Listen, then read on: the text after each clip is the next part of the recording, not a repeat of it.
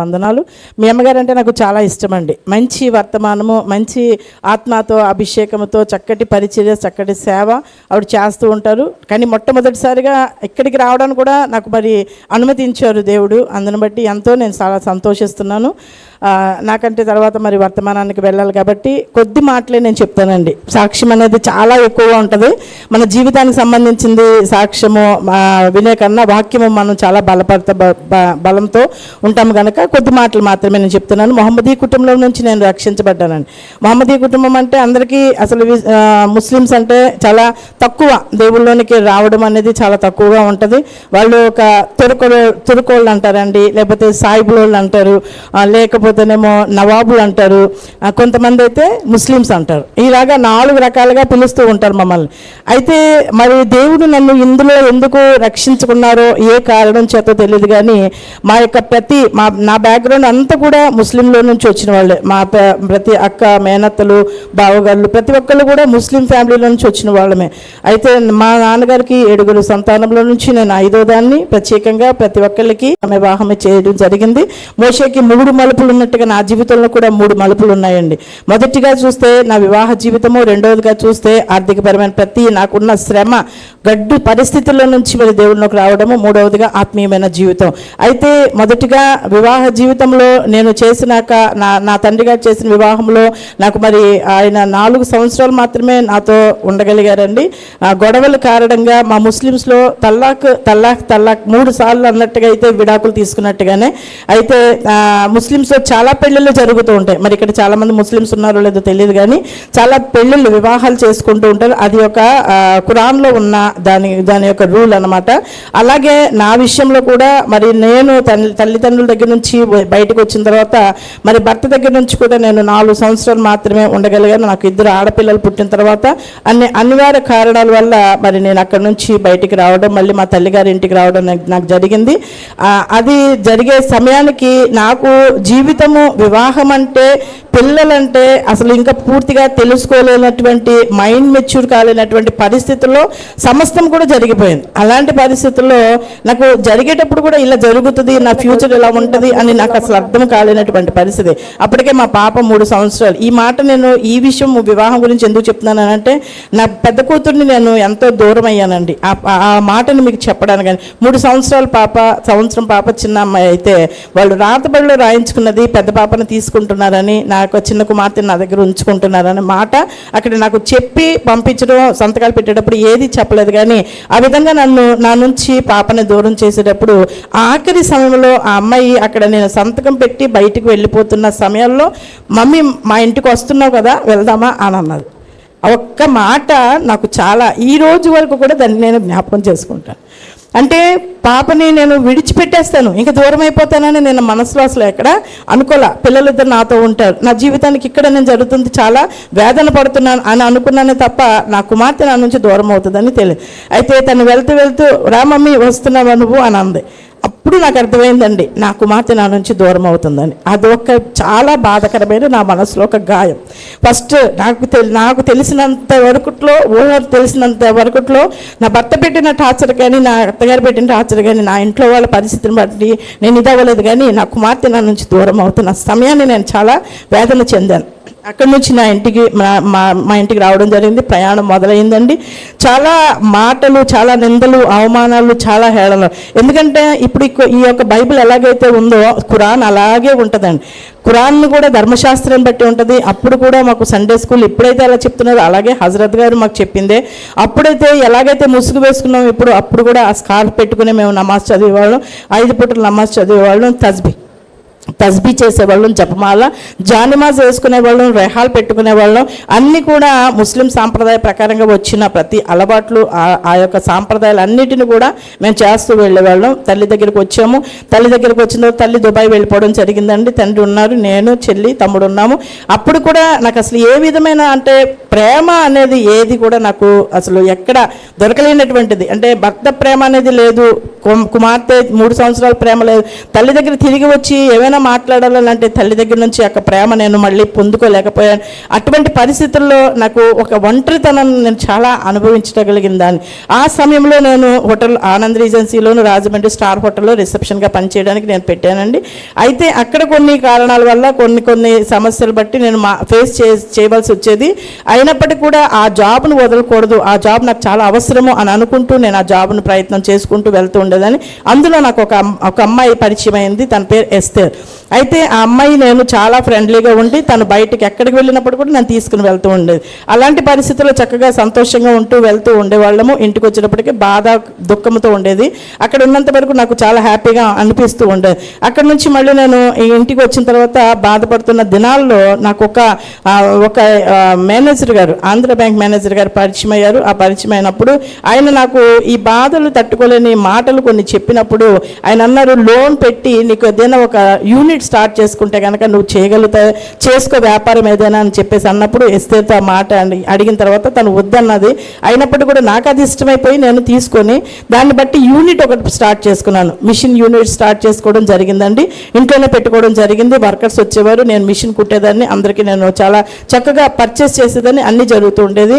ఇలాగ నా జీవిత శైలి, నా జీవిత ప్రయాణం, ఒంటరి బ్రతుకు, ఎందుకు పనికిరానటువంటి దాన్ని, ఏ యోగ్యత లేనటువంటి దాన్ని, అసలు ఎవరి దగ్గర ఏ విషయంలో కూడా అసలు షేర్ చేసుకోవడానికి కానీ, మాట్లాడడానికి కానీ, ప్రేమతో పలకరించడం కానీ ఏది నాకు దొరకలేనటువంటి ఒక అనాది కలిగిన బ్రతుకు నేను బ్రతుకుతున్న సమయంలో మరి ఇక్కడ నేను వర్క్ చేస్తున్న వాళ్ళలో హిందువులు చాలామంది ఉండేవారని, వాళ్ళలో కూడా హిందూ సాంప్రదాయ ప్రకారంగా చేస్తూ ఉంటే వాళ్ళు చాలా చక్కగా అందంగా వచ్చి తయారైపోయి పెట్టుకొని చేసుకొని వెళ్ళిపోతూ ఉంటే నాకు చాలా ముచ్చట వేస్తూ ఉండేది. అలానే ఉన్నప్పుడు అందులో నుంచి ఒక ఆవిడ మాత్రం నాకు హిందూ సాంప్రదాయాన్ని బాగా బోధించిందండి. ఎందుకంటే ఒక సిద్ధాంతి దగ్గరికి వెళ్ళడం కానీ, ఒక విగ్రహాల దగ్గరికి వెళ్ళడం కానీ ఆవిడ తీసుకెళ్ళడం జరిగింది. అంటే శాంతి కోసం, మన నెమ్మది కోసం, మన యొక్క జీవితాల కోసం మనం పరుగులెడుతూ ఉంటాం, ఎక్కడికెక్కడికో పరుగులెడుతూ ఉంటాం. ఏం చేస్తున్నావు మనకి తెలియనట్టుగా మనం పరుగులెడుతూ ఉంటాం. అటువంటి పరిస్థితుల్లో ఆవిడ నన్ను తీసుకెళ్ళడం జరిగింది.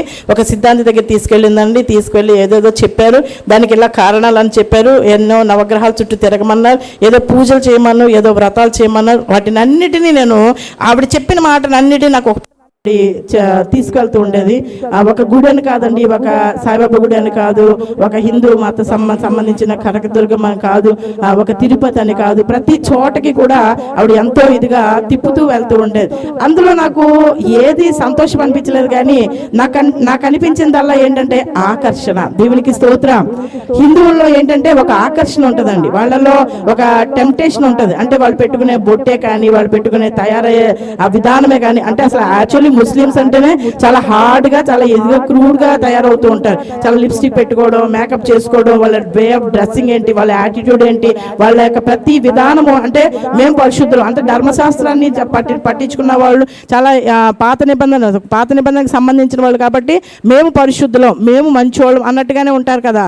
అలాంటి టైప్లోనే అక్కడి నుంచి వచ్చిందని కాబట్టి వీళ్ళ ఆచారం ఎలా ఉండదంటే కాళ్ళకి పసుపు రాసుకోవడం, కుంకుమ పెట్టుకోవడం, ఇక్కడ పెట్టుకోవడం, బొట్టు పెట్టుకోవడం, వాళ్ళు తయారయ్యే విధానము, మల్లెపూలు పెట్టుకునే విధానం, గాజులు వేసుకునే విధానం, అది అంతా కూడా ఎలా వచ్చేసిందంటే ఒక హిందూ బ్యాక్గ్రౌండ్లోనికి నేను కన్వర్ట్ అయిపోయేటట్టుగా వెళ్ళిపోతున్నానండి. దేవునికి మహిమ కలుగును గాక. అంత అలాగా పాపము శాపము నా చుట్టూ, నేను సంతోషంగానే ఉన్నాను, కానీ నా ముఖంలో ఎలా ఉందంటే ఒక తేజస్సు పోయింది, ఒక రకమైన ప్రేతాత్మ కళ లాంటిది వచ్చేసింది. నా ఫ్రెండ్స్ ఎవరైనా వచ్చినా ఇదేంటి ఇలా అయిపోతున్నావు, చిక్కిపోతున్నావు అంటే, నేను చిక్కిపోవడం ఏంటి, ఇంత సంతోషంగా ఉంటే అనుకునేదాన్ని తప్ప నాకు అర్థమయ్యేది కాదు. సాయిబాబా గుడికి వెళ్తే అక్కడ భజన చేస్తుంటే అక్కడ పాటలు పాడుకుంటూ, ఆ పాటల్లో నేను కూడా పాలు పంచుకుంటూ, ఆ పాటల్లో నేను కూడా సంతోషిస్తూ, అక్కడ ఉన్న పులిహార ఇచ్చినా ఏది ఇచ్చినా సరే తినేసి చక్కగా వచ్చేసేదాన్ని. అలాగా వారాలు మొదలు పెట్టానండి. సోమవారం వచ్చేటప్పటికి ఒకటి, మంగళవారం వచ్చేటప్పటికి ఒకటి, బుధవారం వచ్చేటప్పటికి ఒకటి, ఏది ఎలా తినాలి ఏంటి కనుక్కొని మరీ మడికట్టు, మీరు నమ్మినా నమ్మకపోయినా ఈ బైబిల్ పట్టుకుని ఈ సన్నిధిలో చెప్తున్నానండి, నల్ల బట్టలు వేసుకునే వాళ్ళకి నేను పిలిపించి వాళ్ళ ఇంటికి వాళ్ళ యొక్క కాళ్ళకి దండం పెట్టుకొని వాళ్ళకి భోజనాలు పెట్టుకున్న రోజులు కూడా నేను చేస్తున్నాను అనమాట. అంటే హిందూ ఆచారం కూడా అంత పద్ధతిగా చేయరేమో. ఒక మడి అంటే ఏంటో తెలుసుకున్నాను, దాన్ని బట్టి నేను ఫాలో అవడం, కాళ్ళకి పసుపు రాసుకోవడం, నాలో ఒక రకమైన ఏదో ఒక రూపం నాలో తయారైపోయింది. ఎవరైనా ఏదైనా అంటుంటే వాళ్ళు పొగుడుతున్నట్టుగా మాట్లాడుతున్నట్టుగా నాకు అనిపించి, ఓహో నేను ఇంత ఇలాగా ఉన్నానా అనిపించేది. అంటే మీరు నిజంగా దేవతలా ఉన్నారండి అంటే, ఓ అలా ఉన్నానా అనిపించుకునేది. అలాగా మారిపోతూ ఉంటున్నా నాకు అసలు ఏమాత్రం కూడా ఈ రాత్రిపూట భయం వేయడం, ఒక రకమైన ఏదో ఒక బిడియం, ఒక భయము, నాలో కలవరము ప్రారంభం అయిపోతూ ఉంటుంది. ఇలా జరుగుతున్న సమయంలో ఈ తీసుకున్న యూనిట్కి నేను ఎక్కడ కూడా అప్పు కట్టకుండా మానేయడం ద్వారా కొంత అక్కడి నుంచి నాకు శోధన ప్రారంభమైంది. అయినప్పటికీ కూడా నేను దాన్ని ధైర్యంగా ఫేస్ చేయాలని అనుకుంటూ వెళ్తున్నాను. కానీ నాకు ఎక్కడ కూడా ఏది మార్గాలు అయితే ఎక్కడ నాకు కనిపించట్లేదు. అలాంటి సమయంలో కూడా నాకు ఎస్తేర్ అనే ఆవిడ కూడా, మాకు క్రిస్టియన్స్ కానీ సేవకులు కానీ ప్రార్థన కానీ కూడికలు కానీ లేకపోతే ప్రార్థన చేసే మందిరాలు కానీ ఎవ్వరూ నాకు వచ్చి సువార్తను ప్రకటించింది కాదండి. అయినప్పటికీ కూడా దేవుని యొక్క ఇది మతము అంటే ముస్లిమ్స్ ఒక మతము, హిందూస్కి ఒక మతము, క్రైస్తవులకు ఒక మతము అని భావించేమే తప్ప ఎప్పుడు కూడా ఇది మార్గము అన్నది మాకు తెలియపరిచే వాళ్ళు ఎవరు లేరు. అలాంటి ఆలోచనతో నేను కలిగి ఉన్న సమయాలలో ఒక దినాన మరి పోలీస్ వ్యాన్ మా ఇంటికి రావడం జరిగింది. పోలీస్ వ్యాన్తో పాటు ఒక లేడీ కానిస్టేబుల్ దిగారండి. నేను కట్టలేని ఆ అమౌంట్ని వాళ్ళు అడిగి మా నాన్నగారిని చాలా ప్రశ్నించారు. నేను ఇంట్లో లేని సమయంలో ప్రశ్నించినప్పుడు ఆయన చాలా నా మీద ఒక రకమైన ద్వేషం పెంచుకున్నారు. ఎందుకు ఇలా చేస్తుంది, దీన్ని తీసుకొచ్చుకోవడం, దీన్ని శనిగ్రహంలో మా ఇంట్లో తయారయ్యింది, దీన్ని కుమార్తెను చూస్తున్నాం, దీన్ని చూస్తున్నాం, దీనికి అసలు పెట్టడమే చాలా ఎక్కువ, ఇది ఇలా జరిగిపోయింది, దీని ఇంట్లో నుంచి ఎలా తరిమే, అలాంటి ఆలోచన. అంటే ఒక కుటుంబంలో కూడా ఒక భారం అయిపోతాం. ఏదైనా సరే భర్తను వదిలిపెట్టి వచ్చామనంటే అది దాని విషయంలో ఎలా ఉంటుందంటే, పిల్లలు ఎక్కువగా పెంచిన ఆయన, ఎక్కువగా మమ్మల్ని నడిపించిన ఆయన, ఇక శక్తి సామర్థ్యం లేనటువంటి ఆయన, మా అమ్మగారు దుబాయ్ వెళ్ళిన పరిస్థితి, మరి ఆర్థికంగా చితికిపోయిన పరిస్థితి. ఇలాంటి సమయంలో నాకు నేను చేసే ఈ పనులను బట్టి ఆయన చాలా అసహించుకుంటూ వెళ్తూ ఉండేవారు. అలాంటి టైంలో నవగ్రహాల చుట్టూ వెళ్ళమన్న పొద్దున్న 4 గంటలకి ఫరజ్ నమాజ్ అంటామండి దాన్ని, ఉదయకాల నమాజ్కి ఫరజ్, మధ్యాహ్నం చేసే నమాజ్ని జోహర్ అంటాము, తర్వాత 4 గంటలకి చేసేది అస్సర్, తర్వాత 6 గంటలకి మొగరీపు, 5వదిగా చేసేది ఇషా. ఈ 5 పూటల నమాజ్ చదువుకున్న ఈ ఫరజ్ నమాజ్కి లెగడం బాగా అలవాటు అయిపోయి ఇంకా నమాజ్ చదవకుండా బయటకు వెళ్ళి పువ్వులని కొబ్బరికాయలని ఇవన్నీ అన్నీ ఏరుకొని వెళ్ళి ఆ గుళ్ళు దగ్గరికి వెళ్ళిపోయి అక్కడ కొట్టడం ప్రారంభించి, తిరిగి నేను వచ్చినప్పటికి ఎక్కడికి వెళ్ళావు అని మా నాన్నగారు అడిగితే ఎక్కడ లేదు ఇక్కడికే వెళ్ళొచ్చానని చెప్పడం, అలాంటి అన్నీ చాలా పనులు ఆయన చూశారు. ఒకటి కాదండి, నేను కొంచెంగా చెప్తున్నాను మీకు, ఎంత నీచమైన దరిద్రమైన పనులు నేను విగ్రహారాధనలో చేసుకుంటూ వెళ్ళానో వాటిని అన్నిటిని కూడా మా తండ్రి గారు కూడా అసలు ఇష్టం లేకపోయినా చాలా భరించేవారు. ఎప్పుడైతే ఇలా మాట్లాడారో ఆ పోలీస్ వాళ్ళు మాట్లాడిన మాటలకి ఒకటే మా నాన్నగారు అన్న మాట ఏంటంటే, నువ్వు ఇంట్లో నుంచి వెళ్ళిపో, అమ్మ వచ్చిన తర్వాత వద్దు కానీ అని చెప్పేసి పంపించేశారు. అప్పుడు బయటకు వెళ్ళేటప్పుడు నిజంగా చెప్పాలంటే కష్టమైన పరిస్థితి.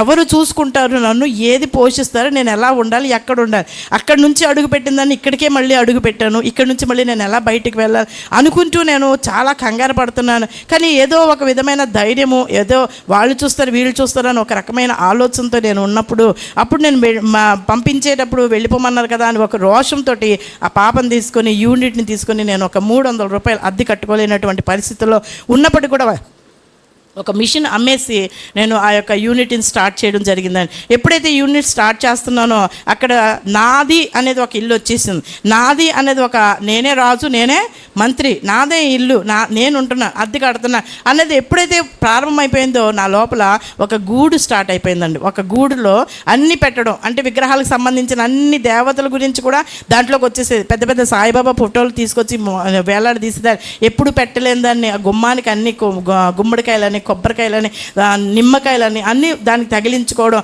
మళ్ళీ వారాలు ఇంతకంటే అక్కడికంటే ఇంతకంటే చాలా దారుణంగా నేను చేసుకుంటూ వెళ్ళడం ఇలాగ జరుగుతూ ఉందండి. ఎస్తేర్ అని ఒక ఆవిడ, నేను చెప్పాను కదండి స్నేహితురాలు, తను ఎప్పుడైతే మా ఇంటికి వెళ్ళిందో మా నాన్నగారు చెప్పినప్పుడు అది మాకు చచ్చిపోయిన దాంతో సమానం, అది వెళ్ళిపోయింది ఇంట్లోంచి, దరిద్రం వదిలిపోయిందని అక్కడ తిట్టడం ద్వారా దానికి నా మీద ఉన్న ప్రేమ కొద్దీ నా ఇంటిని వెతుక్కుంటూ తను రావడం జరిగిందండి.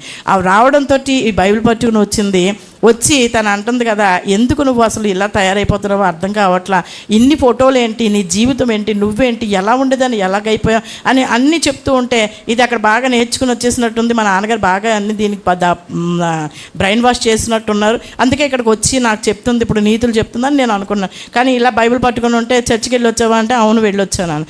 ఒక మాట చెప్తాను నువ్వేమనుకో కదా అనేసి అని అప్పుడు ఫస్ట్ టైం తను చెప్పిందండి. ఇది చూసింది, విగ్రహాలు ఉన్నాయి, రెహాల మీద ఖురాన్ ఉంది, దాని పక్కన తస్బీ ఉంది. తను అంటుంది మాట, ప్రార్థన చేసి వెళ్ళనా అంది. ప్రార్థన చేసి వెళ్ళనా అంటే అదే ప్రార్థన అంటే పూజ. నేను అనేది ఇప్పుడు విగ్రహాలకు సంబంధించిన దాంట్లో ఉన్నాను. ప్రార్థన అంటే కొవ్వొత్తి వెలిగించడమో లేకపోతే ఇవిడేదో చేస్తుందని అనుకొని సరే చెయ్యి, ఇంకేదైనా సరే ఇంకా అన్నిట్లోనూ ఉన్నదాన్నే కదా, ఇది ఒకటే కదా, నువ్వు చేస్తాను అంటున్నావు కాబట్టి చెయ్యి అని చెప్పేసి అంది. అయితే తను చెప్పిన దగ్గర నుంచి సరే అని చెప్పేసి నేను ఆ రోజు తను శుక్రవారం పూట వచ్చింది.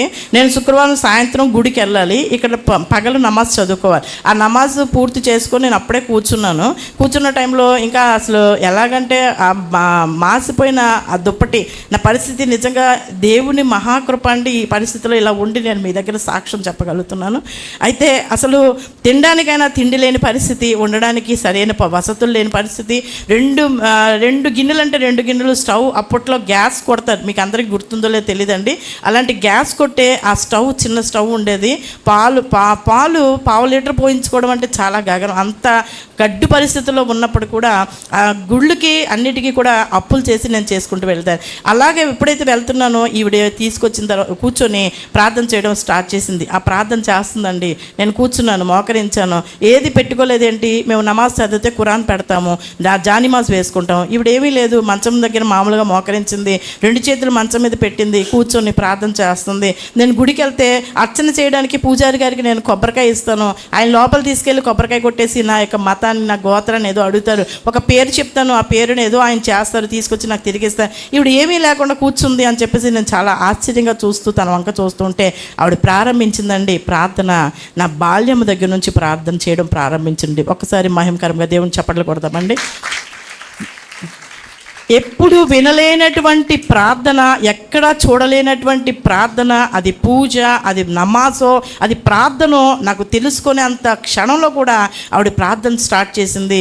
చేస్తూనే ఉంది. యవ్వన కాలం వచ్చింది, బాల్యం నుంచి, యవ్వనం నుంచి, తర్వాత నా పెళ్లి జరిగిన దగ్గర నుంచి, నేను పిల్లలు పుట్టిన దగ్గర నుంచి, నేను మళ్ళీ తిరిగి ఇంటికి వచ్చి అన్ని విధాలు తను చెప్పుకుంటూ వెళ్ళిపోతూ ప్రార్థన చేస్తూ కన్నీరు కారుస్తూ ఉంటే నేను కళ్ళు తెరిచి తను చూస్తూ అంటున్నాను కదా, ఏంటి నా కోసం ఇంత చేస్తుంది, ఇంత ఏడుస్తుంది ఏంటి తను నా కోసం. అసలు నా కోసం ఇంతవరకు ఎవరు ఏడ్చిన వాళ్ళు లేరు, నేను ఏడడం తప్ప. ఏ రాత్రైనా ఏ పగలైనా బిక్కుమంటూ నేను ఏడడం తప్ప నా కోసం ఎవరు ఏడ్చిన వాళ్ళు లేరు. ఇంత ఏడుస్తుంది ఏంటి అని చెప్పేసి తన వంక నేను అలా చూస్తూ ఉంటూ ఒక్కసారిగా నా కళ్ళు మూతలు పడినాయండి. నేను ఎప్పుడైతే కళ్ళు మూసుకున్నానో నా లోపల కంట్లో నుంచి జలపాతం. ఇంకా ఎప్పుడు ఏ గుడికి వెళ్ళినా సింగారించుకొని అలంకరించుకొని వెళ్ళి అక్కడ నుంచొని ఆయన ఏదో చేస్తే అది చూడడం, నా వరకు నేను వచ్చేయడం, నమాజ్ చదివిన ఒక డ్రెస్ వేసుకొని, ఆ స్కార్ఫ్ కట్టుకొని, ఎవరికి కనపడలేనటువంటి తల వెంట్రుకలు కూడా ముసుగు వేసుకొని నమాజ్ చదివినప్పుడు కూడా అంత ఏడుపు వచ్చే లేని ఆ ప్రార్థనలో అంత పట్టుదలతో ఆవిడ చేస్తూ ఉండగా నాకు ఒక విధమైన ఏడుపు మొదలైపోయింది. ఎప్పుడైతే ఏడుస్తూ ఉన్నానో తను చేసుకుంటూ వెళ్తుంది. ఆ ప్రార్థన అయిపోయిన తర్వాత ఒకటే చెప్పింది, నీకు ఈ బైబిల్ ఇస్తున్నాను, చదువుకొని నువ్వు బాగుపడితే బాగుపడతావు, లేదంటే నీ జీవితానికి ఎలా జరగవలసిందో అలాగే జరుగుద్ది. ఆశ, నా పేరు రియాషద్ అండి, ముస్లింలో సయ్యద్ రియాషద్, ఆశ అని చెప్పేసి తను అంది. అప్పుడు వెంటనే నేను అనుకున్నాను ఏముంది ఇందులో అసలు తను అంటుంది అని. తను వెళ్ళిపోయిన తర్వాత ఓపెన్ చేసి చదవడం ప్రారంభించాను. నాకు అసలు ఒక్క ముక్క అర్థం కాల. ఖురాన్ మేము ఇటు నుంచి చదువుతామండి, ఏది కూడా మనం మతానికి వ్యతిరేకం కదండి, ఇటు నుంచే చదువుతాము, ఇటు నుంచే మాట్లాడతాము, ఏదైనా సరే ప్రతిదీ వాళ్ళ దగ్గర నుంచి కూడా మేము నేర్చుకున్నది ఇటు నుంచే.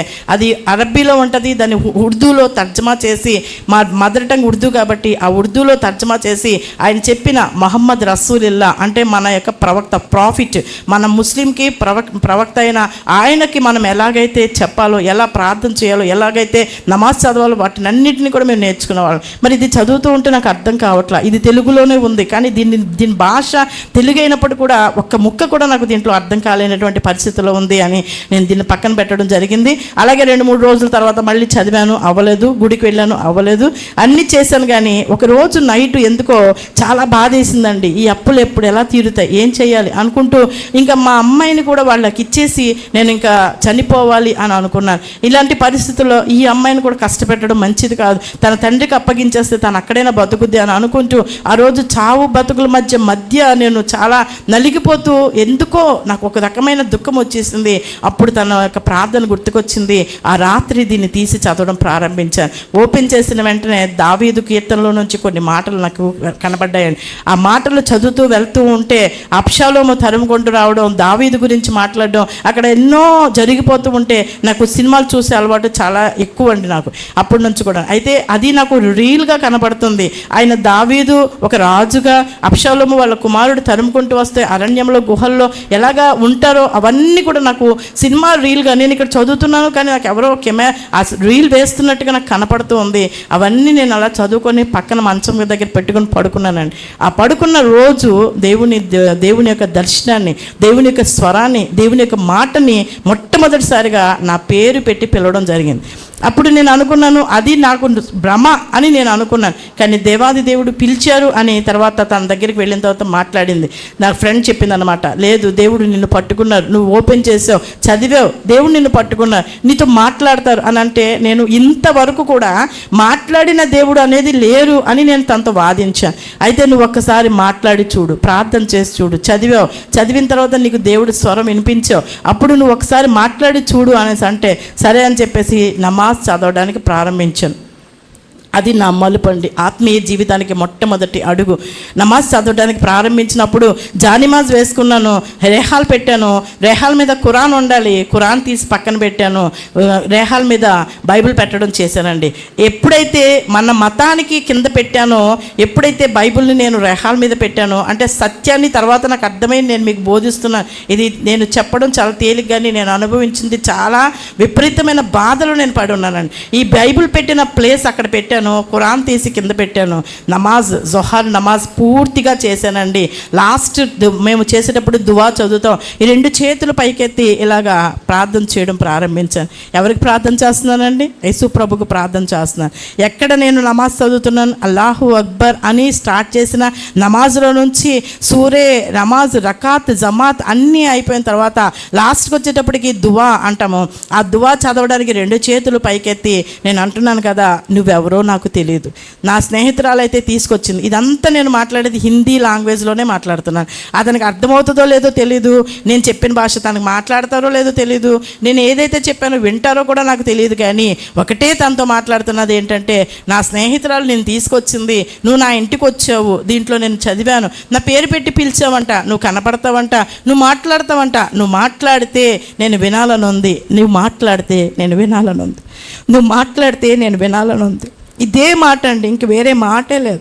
నువ్వు మాట్లాడతావంట, మాట్లాడు, నువ్వు మాట్లాడితే నేను వింటాను, నువ్వు మాట్లాడితే నేను వింటాను. ఇదే మాట పట్టుకొని చాలాసార్లు సేపు ఇంకా ఏడుస్తూ కన్నీరు కారుస్తూ అలా అడుగుతూ ఉన్నానండి. నాకు చెప్తుంది, నాకు నిజం మీరు ఎలా ఊహిస్తున్నారు నాకు తెలియదు, కానీ దేవాది దేవుడు ఇక బైబిల్ ఉన్న ప్లేస్లో ఒక మనిషి వచ్చి కూర్చొని ఇలా చేయి కిందకు ఆంచుకొని నా దగ్గరకు అలా కూర్చోవడం, ఇక్కడికి అక్కడికి ఎడబాటులోనే ఉన్నారు తప్ప అలా కూర్చున్నాను. ఒక మనిషి అని ఎలా చెప్పగలుగుతున్నారు అని అంటే, మా 3వ బావగారు సౌదీలో ఉంటారండి. ఆయన పైనుంచి కింద వరకు అంగీ వేసుకుంటారు, పైన బ్లాక్ది ఒక రబ్బర్ పెట్టుకుంటారు. అయితే అలా కూర్చొని ఆ వైట్ రిఫ్లెక్షన్ ఆ మీద కొడుతుంది, ఈ చెయ్యి ఇలా ఆంచి ఉండడంతో దాంట్లో నుంచి ఒక హోల్ కనబడుతుంది, అందులో నుంచి రిఫ్లెక్షన్ బయటకు వస్తుంది. ఎప్పుడైతే ఒక మనిషి కూర్చొని ఉండడం నేను చూశానో నాకు అర్థం కాలేదు, దేవుడు నిజంగా కనపడతారా, దేవుడు నిజంగా మాట్లాడతారా అని. నేను ఆ దర్శనాన్ని చూసిన వెంటనే తను నాతో మాట్లాడడం ప్రారంభించారు. ఏది మాట్లాడుతున్నారో, ఏది చెప్తున్నారో, ఏదైతే ఆయనకి సమాధానం చెప్తున్నానో ప్రతిదీ కూడా మన మధ్య సంభాషణ జరుగుతూ ఉంది. ఆ జొహర్ నమాజ్ జరిగిన దగ్గర నుంచి కూడా ఇంకే ఎన్నో మాటలు మన ఇద్దరి మధ్య జరిగినాయి. ఆ మాటలు జరుగుతూ ఉండగా నేను ఒకటే అన్నాను, నువ్వు మాట్లాడే దేవుడే, నువ్వు కనిపించే దేవుడే అయితే నా సమస్యలను పరిష్కరించినట్లయితే దేవా ఇదిగో నేను ఈ బైబిల్ పట్టుకొని అనేక చోట్ల నీ సాక్షిగా వాడబడతానని చెప్పేసి అన్నప్పుడు ఒక్కసారిగా అక్కడ కూర్చున్న మనిషి లేచి నిలువు మోకాలు వేసి నన్ను ఆనుకొని ఈ చెవి దగ్గర తూ డర్నా నై మై తేరీ సాత్ హూ అన్నారండి. దేవునికి స్తోత్రం, హల్లెలూయా. తూ డర్నా నై మై తేరే సాత్ హూ, భయపడకు నేను నీకు తోడై ఉన్నాను. ఆ మాట వాగ్దానం ఇచ్చారండి. తూ డర్నా నై మై తేరే సాత్ హూ అనే స్వరాన్ని విన్న ఆ స్వరము నేను అప్పుడు ఐడెంటిటీ చేశాను, నా పేరు పెట్టిన పిలిచిన దేవుడు కూడా ఈయనే. దేవునికి స్తోత్రం, దేవునికి మహిమ కలుగునుగాక. ఎప్పుడైతే ఇది జరిగిందో ఒక వారం రోజుల తర్వాత ఒక మోస్ట్ సీనియర్ ఒక ఆఫీసర్ గారు మా ఇంటికి రావడం జరిగింది. PMRY కింద తీసుకున్న రోజ్గార్ ఆ పథకానికి ఆయన ఒక ఆఫీసర్గా నా మీద ఉన్న ప్రతి రుణాన్ని తొలగించడానికి ఆయన ఒకటే చెప్పారు, నువ్వు ఎంత కట్టగలిగితే అంత కట్టమ్మా, నువ్వు తీసుకున్న దానికి ఇప్పుడు ఏమీ లేదు. అంటే మనం అనుకోవచ్చు ప్రార్థన చేస్తాం బట్టి జరిగిందా, లేకపోతే వాళ్ళు రావాలనుకుని వచ్చారా, అలా మనం ఎన్నో అనుకుంటాం, ఎన్నో మాటలు మనం వింటూ ఉంటాం. కానీ మన నమ్మకాన్ని బట్టి నేను అనుకున్నది ఒకటే చెప్పింది ఏంటంటే, నా మీద ఉన్నది నువ్వు తొలగించు. నిందలు పడ్డానండి, అవమానాలు పడ్డాను, తృణీకరించబడ్డాను, తల్లిదండ్రుల నుంచి దూరం అయిపోయాను, భర్త నుంచి దూరం అయిపోయాను, కుమార్తె నుంచి దూరం అయిపోయాను. ఏది లేని నిస్సహాయ స్థితిలో నిలువుగా నిలబడి ఉన్న నన్ను ఎన్నో చోట్లకి విగ్రహాల దగ్గరికి వెళ్ళి ఎన్నో పూజలు చేసి ఎన్నో వ్రతాలు చేసి ఎంత దగ్గరకో మీరు నమ్మిన నమ్మపైన తిరుపతి దగ్గరికి వెళ్ళినప్పుడు అలాగా నుంచొని మనిషి మాట్లాడడానికి కూడా లేదు, అలా నుంచొని చూసి ఇలా మనం అనుకునే లోపే మనిషిని లాగేస్తారండి. తిరుపతి అంటే చాలా పెద్ద తిరుపతి, మీకు ఎవరైనా వెళ్ళారో లేదో తెలీదు, నేనైతే 2 సార్లు వెళ్ళొచ్చాను. అయితే అలా నిలబడితే మనిషిని పక్కకు లాగేస్తూ ఉంటారు. నేను ఎంతో ఆశతో ఎప్పుడు ఉదయం అనగా లైన్లో నుంచుంటే అక్కడికి ఏదో అంటారు కదండి, గర్భగుడి దగ్గరికి వెళ్ళి అక్కడ చూడడానికి కొన్ని గంటల తరబడి నేను లైన్లో నుంచున్నాను. దగ్గరికి వచ్చేటప్పటికి ఎంత తొందరగా అంటే చట్టుకుమని ఇలా చూసి ఇలా తీసేస్తూ ఉండేవారు. అక్కడ నాకు ఏమీ కనపడలేదండి, చీకటిగా ఉండేది, నల్ల రాయిగా ఉండేది, అంత మాత్రమే చూసేదా.